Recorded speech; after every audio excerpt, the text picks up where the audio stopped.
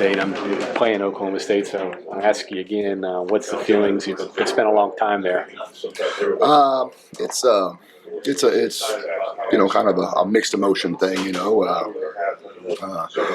family lives. They have a house there. My wife and daughter, and grew up. They grew up there, and Oklahoma State's a great state. They have a bunch of great people, and it's one of my top places. And again, it's a great place. They have administration does a nice job, and Coach Gundy and Coach Holder just have done a great job. It all started back then when they kind of took reins, and since then they've from the overall aspect of the facilities, I'm impressed. I was just a piece of it. I was going to say, every part of that stadium. You've spent a lot of time there. It's going to be odd to stand on the other side and in that cramped place and have those things pound, those thunder things pounding behind your head and all that.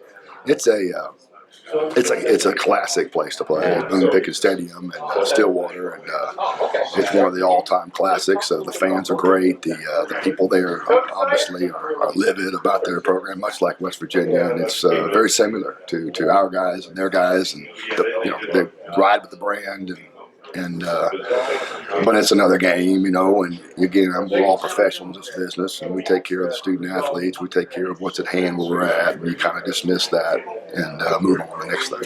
Have they changed much from the first game till now defensively, execution-wise, what they can do? A lot of it's the same. You look back last year and you look some this year, and Coach Spencer and Coach Duffy and Coach Joe Bob Clements and those guys on defense are really good, much like our guys. They're some of the best in the business, and they make it tough on you. They're hard. They're top ranked in the score zone, red zone. They're top ranked in third down, and they're obviously top ranked in taking the ball away. So we got our hands full. Got a bunch of good players on their ball. They're athletic, sharp guys, and they know the scheme, so they're doing a good job. Out of those three factors, what concerns you most? Third down defense, the red zone, or the capability of force turning?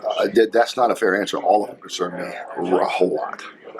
But obviously turnovers and then, converting on third down and scoring the red zone, I think they all go hand in hand to finish drives and stuff like that. Is the scheme based on the players they get or what they can get? Is that what they're trying to do, or they just find their guys and say, this is what we do best? No, I think they get obviously, like most of us, they get the best personnel you can get. And then they fit it into what they do, and they're four down, and they have the ability to go three down, and they play in man coverage, and they'll play tight on you, and they'll loosen up, and they'll disguise, and they pressure and bring some things from different areas, and some of it's universal, but a lot of it's they do a nice job.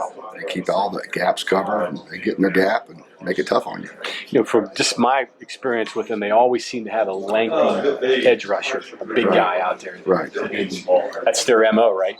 Right, and they got new ones this year. They got some I know some highly recruited guys that are in there and have had a lot of success in terms of the number of sacks and lost yardage plays they've had, and got them playing hard. And, they're not the age that Jimmy Bean was or Hogbaugh or what have you, but they're coming. And I will say this, much like our strength coach, Coach Smith, Rob Glass does a really nice job down there. I was with him at Florida and Oklahoma State, and from a physicality standpoint, they make their guys big and in good shape.